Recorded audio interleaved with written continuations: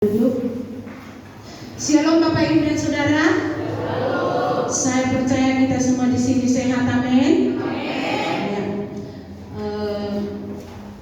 Sebenarnya ini kan PPKM ya kan, adalah pembatasan pergerakan ya, kegiatan-kegiatan termasuk juga ibadah untuk live streaming. Tetapi saya percaya kita semua di sini telah mengikuti protokol kesehatan dan tadi juga telah diukur suhunya di sana ya, bahwasanya semuanya yang masuk ini adalah sehat, amin. Untuk itu yang merasa sehat ya coba diangkat tangannya dulu, amin. Berarti semuanya sehat, terima kasih tangannya ya. Kita berikan kemuliaan untuk Tuhan Yesus. Ya, hari ini saya diberikan kesempatan ya untuk menyampaikan firman Tuhan. Terima kasih untuk Bapak Gembala, saya dipercayakan ya. Oke, untuk itulah langsung saja kita akan buka firman Tuhan yang tertulis dalam 2 Petrus pasal 3 ayat 10 sampai 15. 2 Petrus pasal yang ketiga ayat 10 sampai ayat 15. Saya akan membawa tema dari firman Tuhan nanti menjelang zaman akhir ya. Ya, kita akan baca firman Tuhan ini dengan bangkit berdiri. Saya ajak ya.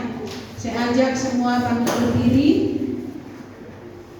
Saya akan baca ayat 10, saudara ayat 11 sampai selesai. Nanti di ayat 15 kita akan bersama-sama membacanya. Ya, ayat 10 mulai saya mulai. Tetapi hari Tuhan akan tiba seperti pencuri. Pada hari itu langit akan lenyap dengan gemuruh yang dahsyat, dan unsur-unsur dunia akan hangus dalam nyala api, dan bumi dan segala yang ada di atasnya akan hilang lenyap.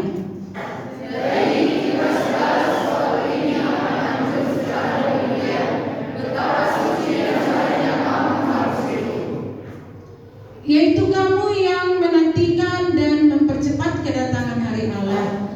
Pada hari itu langit akan binasa dalam api, dan unsur-unsur dunia akan hancur karena nyalanya.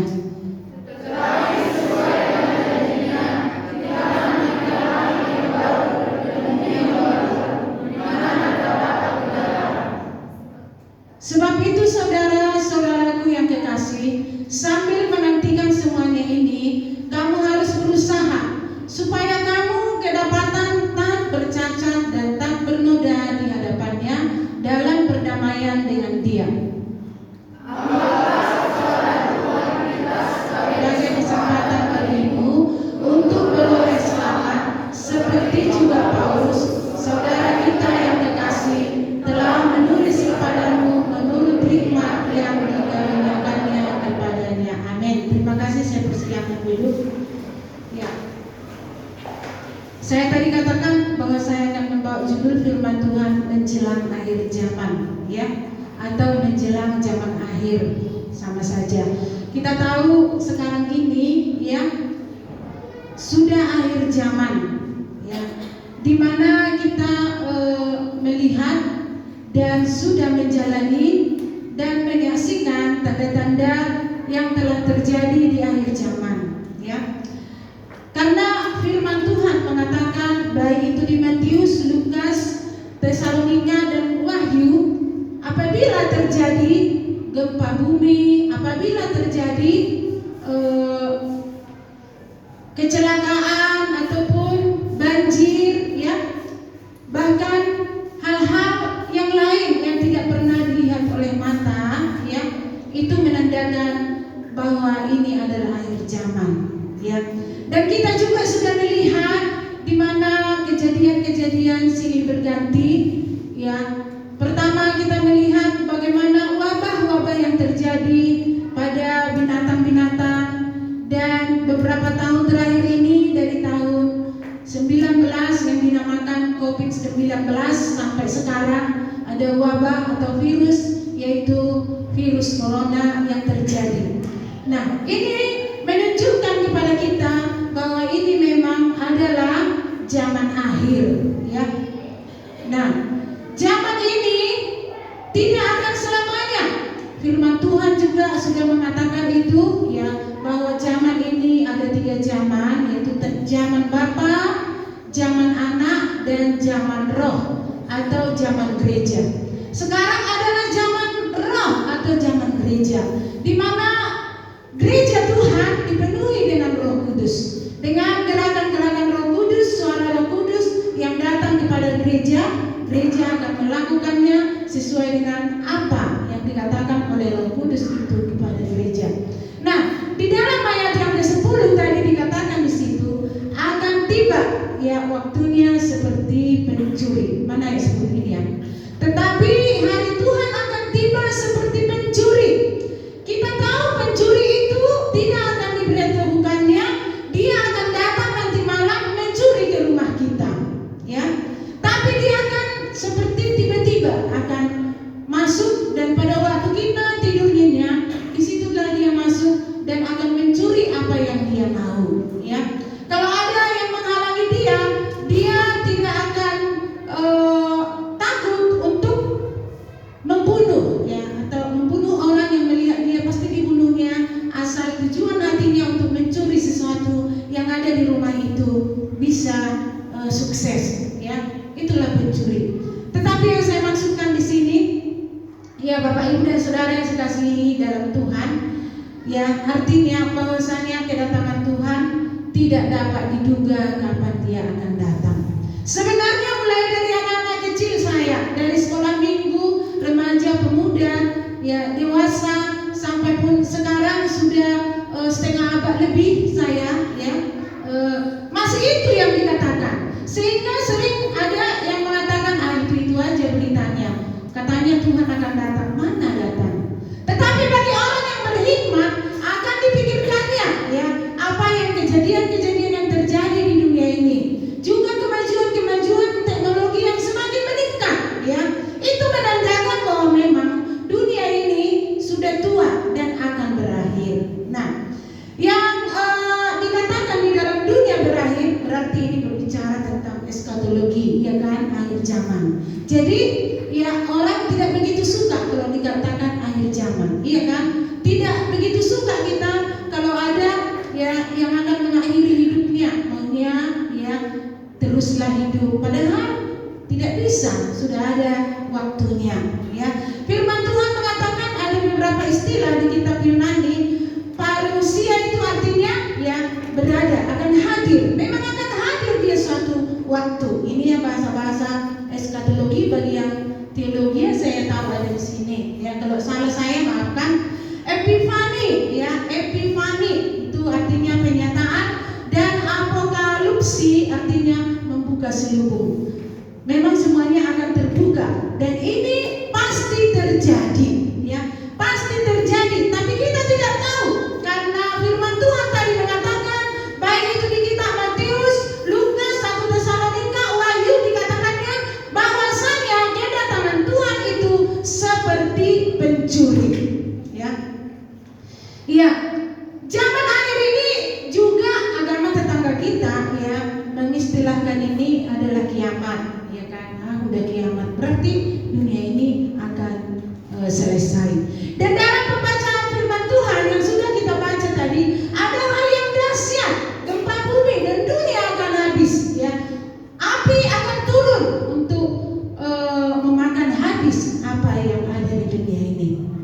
Ya, Bapak Ibu dan Saudara yang saya kasih dalam Tuhan, Ibu Purba ini, Ibu Gembala ini menakut-nakuti, tidak menakut-nakuti, tetapi kita harus siap di dalam hal ini.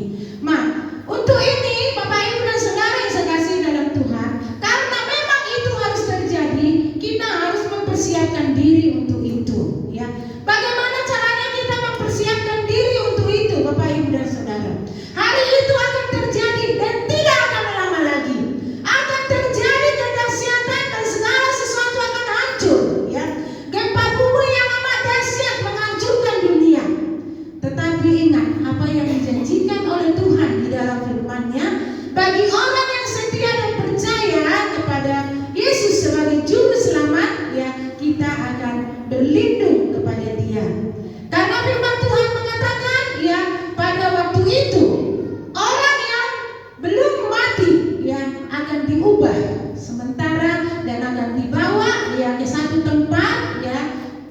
oleh Kristus dibawa ke satu tempat, dan di sanalah kita berlindung sementara pada waktu api datang dan dunia dihancurkan bagi mereka yang tidak percaya kepada Yesus Kristus. Apakah kita sekarang yang ada di sini berleha-leha untuk percaya kepada Tuhan Yesus Kristus? Maukah Bapak Ibu dan Saudara untuk berlindung di hari yang dahsyat itu? Amin. Amin. Iya, ini adalah firman Tuhan. Dan bagi mereka yang sudah mati duluan, ya, yang sudah mati duluan, ya, yang kebangkitan pertama akan dibangkitkan. Mereka yang mati dalam kejahatan, dimanapun mereka mati, mungkin di lautan atau tidak tahu, ya, pesawat jatuh, ya, kapal laut jatuh, oleh kuasa Tuhan pada kebangkitan mereka pertama itu mereka akan ikut dibangkitkan. Dan pada waktu mereka dibangkitkan, mereka akan menyaksikan dan mengalami, ya, kedahsyatan yang luar biasa yang menakutkan itu, ya. Nah, tetapi, ya, bagi mereka yang mati di dalam Tuhan dan percaya di dalam Tuhan, itu nanti pada kebangkitan yang kedua, sehingga mereka tidak ikut melihat, ya, apa yang terjadi itu, ya. Suatu waktu kita akan dipertemukan kembali dengan mereka. Siapa yang percaya kepada Tuhan yang sudah disingkirkan tadi, ya, akan bertemu dengan orang-orang yang mati di dalam Tuhan. Kita akan ketemu nanti di sana. Nah, untuk itu siapa, ya, orangnya yang akan disingkirkan itu? Bagi mereka yang percaya kepada Tuhan dan setia kepada Tuhan. Amin. Kok takut? Amin. Siapa yakin ikut nanti disingkirkan, ataupun kalau kita meninggal di dalam kebangkitan yang kedua? Dengan pasti coba diangkat tangannya dulu. Aduh, Pak, gimana ini? Takut semua, nggak ada yang pasti. Belum betul itu. Siapa yang mau nanti, ya, di hari kedahsyatan ini, ya, yang datang, yaitu akhirat, ya, atau akhir zaman itu, siapa yang percaya di sini ikut dibawa dalam perlindungan Tuhan Yesus Kristus? Coba diangkat tangannya. Ya. Oke, terima kasih, silakan dulu. Bagi yang ragu-ragu, nanti para pelayan coba jelaskan kepada dia kenapa dia ragu-ragu, ya. Sampaikan kepada dia kalau memang kita sudah percaya kepada Tuhan, ya, percayalah bahwa kita sudah diselamatkan. Amin. Ya, dan apabila pun kita tidak tahu kapan kita dipanggil, apabila pun kita meninggal, kita tidak akan melihat kedahsyatan, ya, yang terjadi itu tadi, karena kita akan dibangkitkan pada kebangkitan yang kedua. Amin. Ya, beri kemuliaan untuk Tuhan dulu. Amin. Terima kasih. Jadi harus gitu, ya, nggak ragu, harus pasti kita. Untuk apa kita datang ke gereja, ya? Kalau memang kita masih ragu, ke surga enggak aku, tidak ke surga enggak. Nah, tapi masih ada kesempatan bagi kita. Karena apa? Ya, karena, ya, memang keselamatan itu merupakan satu anugerah yang diberikan kepada setiap orang yang percaya. Ya, bukan keselamatan itu bukan hasil usaha, bukan karena dia orang kaya jadi selamat, bukan karena dia ganteng, bukan karena dia cantik, bukan karena dia, ya, memegang satu jabatan atau memegang satu pimpinan maka dijamin dia selamat. Tetapi siapa yang dijamin selamat? Ya, orang yang percaya dan mau menerima Kristus dan mau melakukan perintah-perintahnya, dan sampai akhir zaman dia setia untuk tetap mengatakan bahwa Yesus Kristus adalah juru selamatku. Amin. Ya. Nah, untuk itulah Bapak Ibu dan Saudara yang saya kasihi dalam Tuhan, ya, persoalannya bukan kapan kiamat itu datang atau akhirat itu akan terjadi. Tadi sudah saya katakan dia akan seperti pencuri, ya, tidak ada yang tahu, tidak ada yang menduga kapan dia akan datang, ya. Nah, supaya kita ini termasuk menjadi warga surgawi dan orang yang diamankan tadi dilindungi, ya, dan orang yang apabila sudah meninggal dibangkitkan pada kebangkitan yang kedua, apakah persiapan-persiapan apa yang harus kita lakukan sekarang, ya, sehingga memang kita ini adalah, ya, keluarga surgawi, ya. Mari kita buka ya Alkitab kita dalam Filipi 3 ayat 20 dan 21. Filipi 3 ayat 20 sampai 21. Ya. Kita baca bersama 2-3 ya.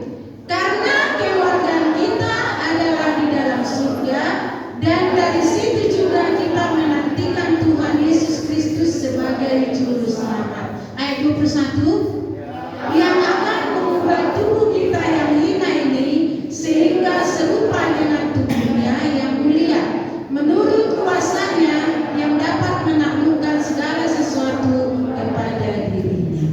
Ya, di dalam ayat 20 tadi dikatakan bahwa kita ini adalah keluarga surga. Bilang dulu sama temannya, ya, kita keluarga surga. Jangan takut pada kedahsyatan. Iya, nggak boleh takut ya. Kedahsyatan yang mau datang, yang akan menghakimi dunia ini, kita tidak akan takut. Kita akan siap karena ada suatu keyakinan bagi kita bahwa kita ini adalah keluarga surga, bahwa kita ini adalah anaknya Tuhan, umat pilihan Tuhan yang akan dilindunginya. Ya, bahkan saat sekarang ini yang sedang kita alami di dunia, di Indonesia, ya, ada virus yang tidak bisa dilihat oleh mata, tetapi karena kita keluarga surga, yakinlah bahwa Tuhan selalu melindungi kehidupan kita. Amin. Nah, untuk itu, kalau keluarga surga itu, bagaimanakah sifat-sifatnya? Sifatnya adalah miliki hidup yang kudus. Miliki hidup yang kudus. Ini yang pertama. Bilang sama temannya, miliki hidup yang kudus. Sudah kudus atau belum? Jangan takut menjawab. Sudah kudus atau belum? Iyalah. Ada yang merasa kudus di sini, angkat tangannya. Amin. Mak Devi kudus dia. Tepuk tangan untuk Mak Devi. Ya, karena kita memang harus merasakan kekudusan. Tetapi di sini firman Tuhan ya akan menjawabnya, apakah kita sudah kudus atau belum. Ada di sini ya. Di dalam ayat 14 tadi, 2 Petrus ayat 14, 2 Petrus 3 ayat 14, dikatakan di situ, ya sudah ada. Sebab itu saudara-saudaraku yang kekasih, sambil menantikan semuanya ini, kamu harus berusaha supaya kamu kedapatan tak bercacat dan tak bernoda di hadapannya dalam perdamaian dengan Dia. Dengan kata lain yang saya katakan di poin pertama itu, miliki hidup yang kudus. Ya. Tadi saya katakan keselamatan adalah anugerah, hidup kudus adalah pilihan, adalah keputusan kita. Ya, itu pilihan kita. Mau kita hidup kudus, mau kita tidak mau melakukan apa yang diperintahkan Tuhan, mau kita hidup jahat, atau mau kita ingin mengikuti apa keinginan dunia itu terserah. Ya, pada keputusan kita pribadi, pada pilihan kita pribadi, dua-duanya ditawarkan. Ya, yang menjadi pilihan adalah pribadi kita masing-masing. Ya, ya. Rasul Paulus selalu menasihati, ya, dalam bukunya, ya, dia katakan apa? Berusahalah hidup kudus. Kuduslah kamu sebab aku kudus. Ya. Allah memanggil kita bukan untuk melakukan hal yang cemara, tetapi Allah memanggil kita supaya mengikuti Dia, meneladani Dia, karena Allah itu adalah Allah yang kudus. Ya. Nah, apabila kita lihat di dalam 1 Tesalonika 4 ayat 3, apakah kita sudah kudus dalam hal ini? Coba kita baca. Termasukkah kita keluarga surga? Mari kita baca dalam ayat ini. 1 Tesalonika 4 ayat 3 sampai 5. Ya. Kita baca bersama 2-3 ya. Karena inilah kehendak Allah, pengudusanmu, yaitu supaya kamu menjauhi percabulan. Terus, supaya kamu masing-masing mengambil seorang perempuan menjadi istrimu sendiri dan hidup di dalam pengudusan dan penghormatan. Ayat 5. Bukan di dalam keinginan hawa nafsu seperti yang dibuat oleh orang-orang yang tidak mengenal Allah. bersama kita di sini? Amin. Iya, saya percaya ya apa yang dikatakan oleh Rasul Paulus ini di dalam pernikahan, bahwasanya kita akan selalu menguduskan pernikahan kita, ya, menjauhi percabulan, mengingat selalu apa pesan Tuhan pada waktu disampaikan, ya, pada pemberkatan nikah. Apa yang disampaikan di situ intinya, ya, hanya maut yang dapat memisahkan. Amin. Ini ya, hanya maut yang dapat memisahkan. Jadi menjauhkan diri dari percabulan. Nah, itu untuk orang tua, mungkin itu yang dikatakan anak-anak muda. Tetapi anak-anak muda pun ya harus menjaga tetap kekudusan kita. Jangan membuat pacarnya 3, ya, 2. Ada yang punya pacar 3 di sini? Hah? Si Carlos? Oh, jangan gitu lah, ya. Nah, kalau si Happy katanya udah 20 orang datang tuh, tapi 1 pun tidak saya terima. Tapi untuk hati. Hebat dia, ya. Kenapa kau terima 1 pun? Saya bilang belum cocok, Bu. Ya, kalau memang itu mencemarkan dia, ya kan, nggak cocok lah. Jadi itu pilihan, bisa menolak, ya. Nah, jadi yang saya maksudkan di sini, kita ini akan menjadi kewargaan surga. Tidak ikut melihat kedahsyatan tadi yang menghancurkan dunia. Kita harus menjadi kewargaan surga.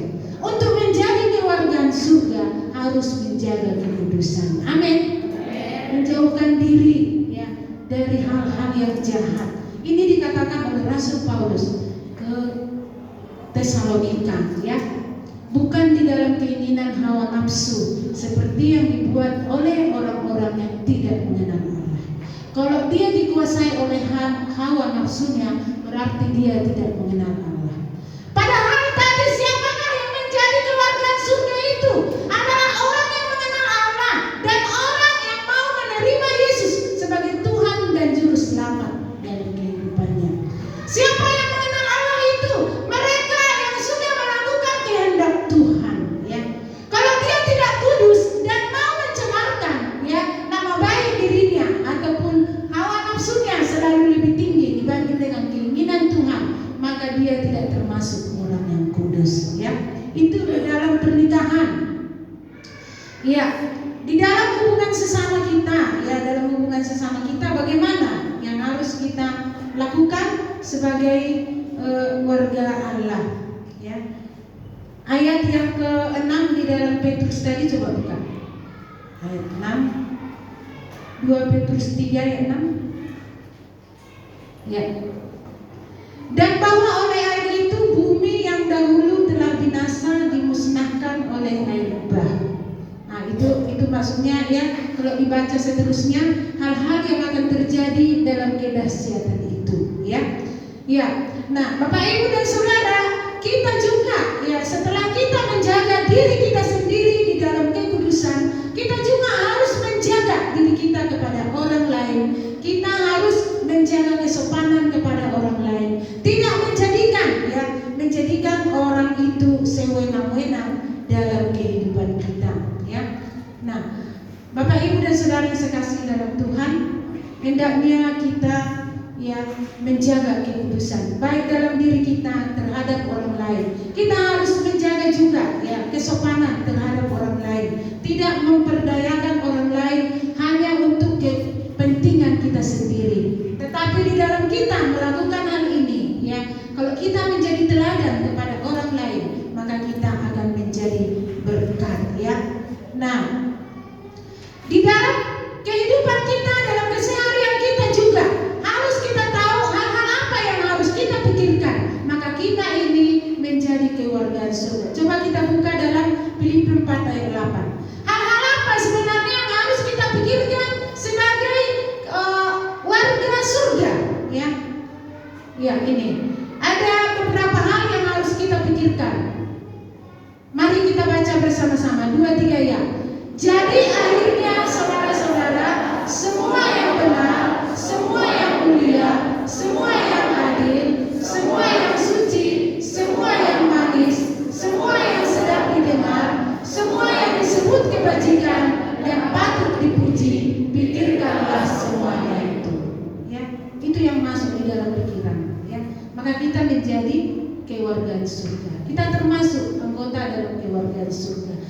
yang kita pikirkan semua yang benar, ya.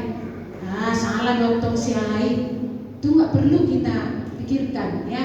Semua yang mulia, semua yang adil, semua yang suci, semua yang manis, semua yang sedap didengar, semua yang disebut kebajikan dan patut dipuji, pikirkanlah itu.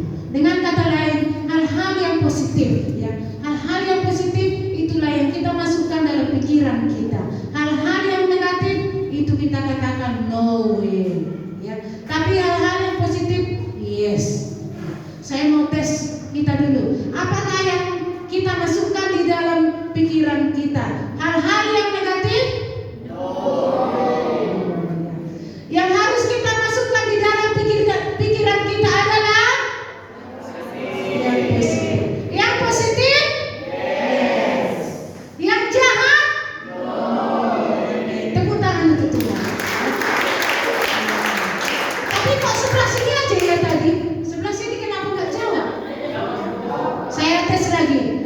Hal-hal yang positif? Yes. Hal-hal yang negatif? No.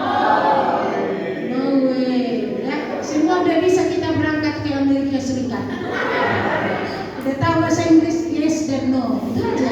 Ya kan? Yes, no. Saya ingat dulu, ya, anak kami yang nomor 3, si Joshua Gerson Trianto, dia Majaya Sobing. Panjang kali kan? Nah, dia ini susah kali apa? Berjalan, ya. Pada umur 12 bulan baru dia mulai berjalan. Bicara pun susah. Dulu aja gini. Waktu itu kami di Perumnas Mandala, ya. Kami sudah mulai merintis di sini karena sudah ada jemaat lama kalau datang kian berusiaan termasuk dia, ya. Berusiaan, Lubis, ada yang mengenal itu kan? Ngalek, si Serli, anaknya itu, itulah. Jemaat-jemaat dari sini datang, ya. Jadi inilah pertama kali kita buka gereja ini, kita beli 1 kapling waktu itu. Om, di sana ada tanah murah. Belum ada rumah di sini sama sekali. Ya, masih sedikit waktu itu. Kami merintis. Jadi anak saya si Joshua Gerson lihat Majaya Trianto Sioping ini, ya, masih bayi waktu itu. Suka kalian mau panggil siapa dia, ya? Mau Joshua, mau lihat Majaya, suka kalian. Mana dia? Oh, itu dia. Itu ya. Tepuk tangan untuk dia. Dia paling ganteng anakku. Memang betulan loh. Iya, dia paling ganteng dan dia lah. Luar biasa. Mujizat telah terjadi. Yang seharusnya maut akan memanggil dia, tetapi oleh karena kemurahan Tuhan dia sekarang telah hidup. Tepuk tangan ya. Luar biasa, ya. Memang kesaksian yang amat besar. Waktu itu hanya 2 dia tahu bahasa, ya, tahu. Seperti kita tadi, kalau kita pergi ke Amerika Serikat hanya 2 itu saja, udah sip itu. Yes, no, yes, no. Gitu. Dia pun demikian. Dilihatlah kami dia duduk di tangga begini, ya. Dilihatlah kami mau pergi ke Selambo ini. Pasti dia bilang seperti ini. Artinya apa? Artinya saya terjemahkan ya sebagai ibu, ada bahasa ibu loh dari anaknya. Sepertinya dia, kenapa aku nggak ikut? Dia duduk aja begini.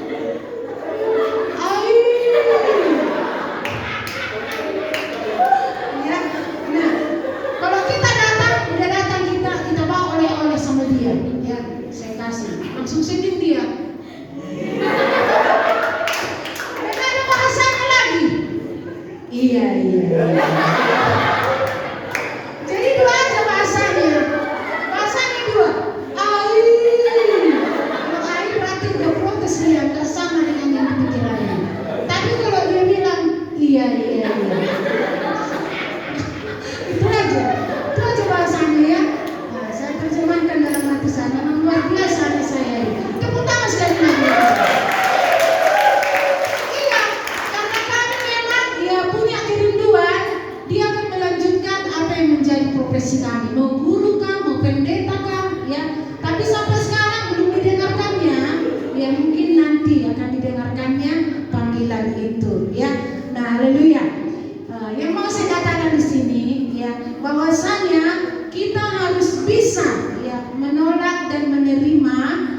positif kah, hal yang negatif kah yang harus kita lakukan dalam kehidupan kita.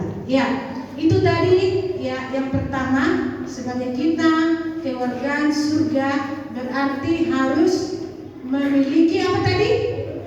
Hidup yang kudus. Termasuk kalau pikiran kita positif itu memikirkan hal yang kudus. Kita sebagai keluarga surga, karena zaman sudah akan berakhir, milikilah hal yang kudus. Hal yang kedua, miliki hubungan yang baik dengan Tuhan. Bilang sama sahabatnya di tempat. Udah memiliki hubungan yang baik dengan Tuhan, amin. Saya tes dulu, tadi pagi berdoa enggak? Siapa yang berdoa? Ayo. Carlos kau tidur tadi kan? Oke, turun tangannya Yang belum berdoa itu supaya hubungan kita baik dengan Tuhan. Kita sebagai warga surgawi harus memiliki hubungan yang baik dengan Tuhan. Jangan langsung ingat bagaimana lo bedaan. Jangan, berdoa dulu. Apa yang akan saya masak nanti Tuhan? Beras sudah habis Tuhan, beli sekilo pun tak ada duitku. Itu hubungan yang baik, berdoa sama Tuhan. Beli ikannya dan yang lain-lainnya. Jadi setelah kita bangun, usahakan duduk diam, berdoa di hadapan Tuhan. Itulah hubungan yang baik dengan Tuhan. Karena apa? Kalau kita tidak memiliki hubungan yang baik dengan Tuhan, berarti kita ini tidak ada kesempatan menjadi warga surgawi. Di dalam Yesaya 59 ayat 1 sampai 2, coba kita baca. Yesaya 59 ayat 1 dan 2. Dapat? Kita baca bersama 2, 3 Sesungguhnya tangan Tuhan tidak kurang panjang untuk menyelamatkan dan pendengarannya tidak kurang tajam untuk mendengar. Tetapi yang merupakan pemisah antara kamu dan Allahmu ialah segala kejahatanmu, dan yang membuat dia menyembunyikan diri terhadap kamu sehingga ia tidak mendengar ialah segala dosamu. Yang merusak hubungan apa katanya firman Tuhan?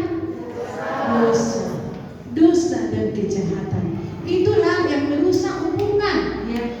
Buanglah dosa supaya hubungan kita selalu baik dengan Tuhan. Karena dosa merupakan penghalang berkat Tuhan. Pada masa sulit yang sedang kita hadapi di dunia saat ini, sangatlah mencemaskan dan mengkhawatirkan. Karena yang kita hadapi tidak kelihatan dengan mata, sebab wujudnya adalah virus kecil tapi membawa maut. Dia kecil tapi membawa maut. Kita tidak tahu di mana dia beredar, kan? Nah, ini merupakan tanda-tanda zaman, tanda akhir zaman, Untuk itu kita harus selalu aman kalau kita mempunyai hubungan yang baik dengan Tuhan. Ada perlindungan karena semua virus, semua kuasa itu di bawah kuasa Tuhan. Untuk itulah kita harus datang selalu kepada Tuhan. Bapak, Ibu dan Saudara, kita melihat bagaimana pemerintah berusaha untuk melawan virus-virus yang ada itu, Dengan cara apa dikatakannya? Kita harus ada berapa M katanya? 3M. Berapa M? Kok nggak dilakukan? Berapa M? 4M atau 5M?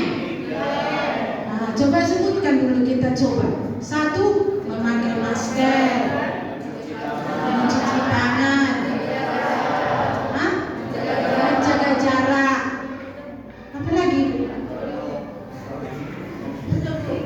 Yang 3 ini yang paling utama, memakai masker, mencuci tangan. Di sana ada 5 loh. Apa lagi? Menjauhkan diri dari keramaian, menjaga jarak, jaga jarak. Tapi saya percaya tadi udah di tes kita bahwa kita semua sehat di sini. Nah, demikian juga dalam kehidupan kita, supaya hubungan kita baik dengan Tuhan secara rohani, bagaimana kamu menjaga hubungan kita dengan Tuhan?